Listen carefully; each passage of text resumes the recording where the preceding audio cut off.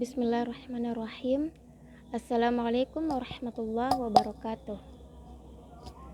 Alhamdulillah nahmaduhu wa nasta'inuhu wa nastaghfiruh wa na'udzu billahi min syururi anfusina wa min sayyiati a'malina may yahdihillahu fala mudhillalah wa may yudlil fala hadiyalah. Asyhadu an la ilaha illallah wahdahu la syarikalah wa asyhadu anna Muhammadan abduhu wa rasuluh. Amma ba'd. Puji syukur kita panjatkan atas kehadirat Allah Subhanahu wa Ta'ala yang telah memberikan kita nikmat kesehatan hingga saat ini. Tak lupa pula salawat dan salam kita kirimkan kepada Nabi Muhammad SAW. Pada kesempatan kali ini saya akan membawakan ceramah yang berjudul Memilih Ilmu Pengetahuan, Memilih Guru, Memilih Teman, dan Kesabaran dan ketabahan dalam menuntut ilmu. Teman-teman sekalian, sebagai umat muslim, kita diwajibkan untuk menuntut ilmu. Sebagaimana sabda Rasulullah SAW yang berbunyi, "Thalabul ilmi faridatun ala kulli muslimin wa muslimah." Menuntut ilmu itu wajib bagi muslim laki-laki maupun muslim perempuan. Dalam menuntut ilmu, ada beberapa hal yang harus kita perhatikan, yaitu memilih ilmu pengetahuan dan memilih guru, memilih teman, dan kesabaran dan ketabahan dalam menuntut ilmu. Yang pertama, memilih ilmu. Seorang penuntut ilmu harus memilih ilmu yang ingin dia pelajari yang cocok dengan dirinya sendiri dan ilmu yang dibutuhkan pada saat ini maupun pada saat yang akan datang. Menurut kitab Ta'lim Muta'allim, ilmu yang paling utama yang harus dipelajari adalah ilmu tauhid. Karena dengan ilmu tauhid kita dapat mengetahui sifat-sifat Allah berdasarkan dalil. Dianjurkan pula bagi seorang pelajar untuk memilih ilmu-ilmu kuno daripada ilmu-ilmu yang baru. Seperti yang dikatakan oleh para ulama, "Alaikum bil atiki wa iyyakum bil muhdatsats." Berpeganglah pada ilmu-ilmu kuno atau ilmu yang terdahulu dan takutlah kalian kepada ilmu-ilmu yang baru.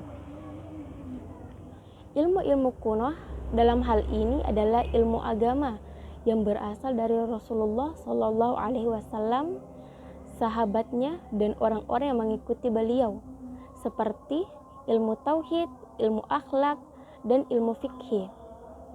Adapun yang dimaksud dengan ilmu-ilmu baru adalah ilmu yang dikembangkan oleh ilmuwan yang terdahulu, yang tidak ada hubungannya dengan ilmu agama, seperti ilmu mantik.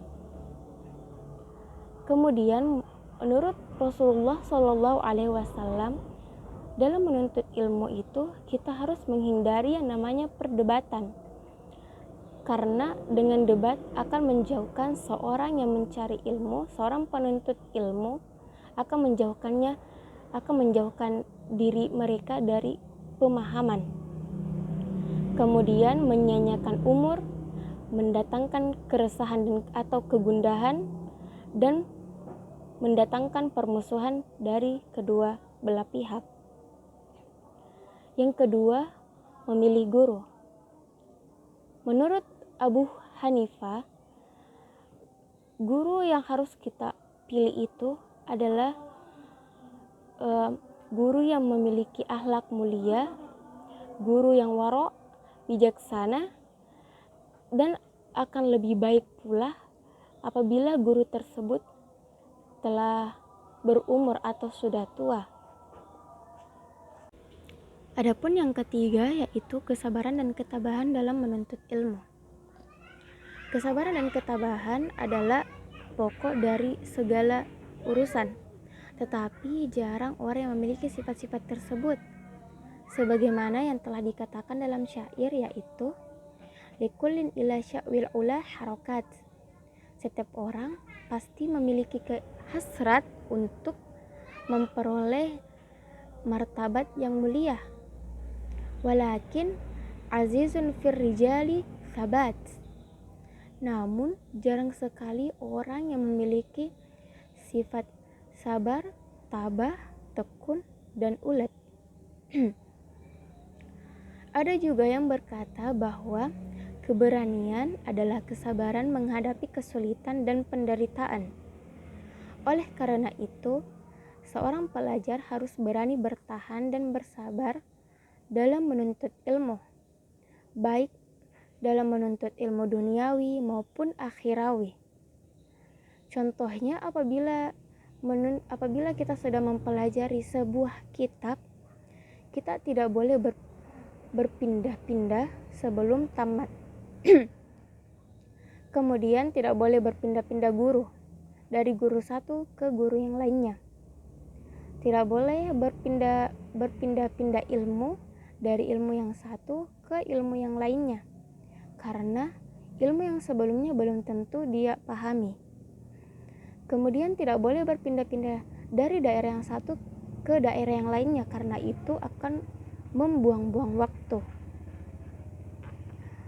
Seorang pelajar mestinya itu harus tabah dalam menghadapi ujian dan cobaan, sebab ada yang mengatakan bahwa gudang ilmu itu selalu diliputi oleh cobaan dan ujian.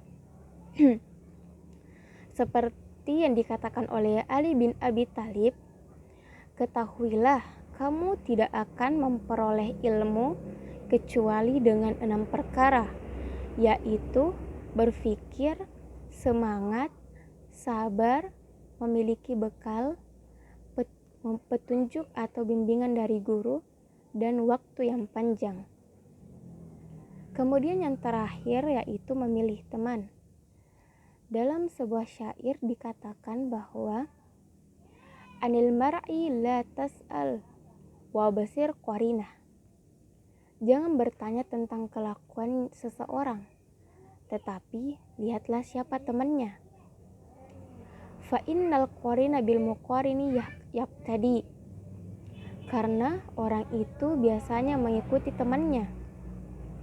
Wa in kana dza syarrin fajannibhu sur'ah. Apabila temannya berkelakuan buruk, maka jauhilah segera.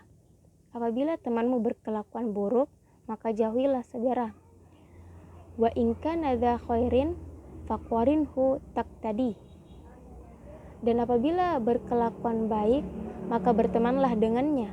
Tentu kamu akan mendapat petunjuk. Dari syair ini kita dapat mengetahui bagaimana cara memilih teman, yaitu teman dengan kepribadian yang baik, tekun belajar, bersifat waro, berwatak istiqomah, dan orang-orang yang suka memahami ayat-ayat Al-Quran dan hadis Nabi. Karena dengan begitu, kita akan terpengaruh dengan sikap baiknya.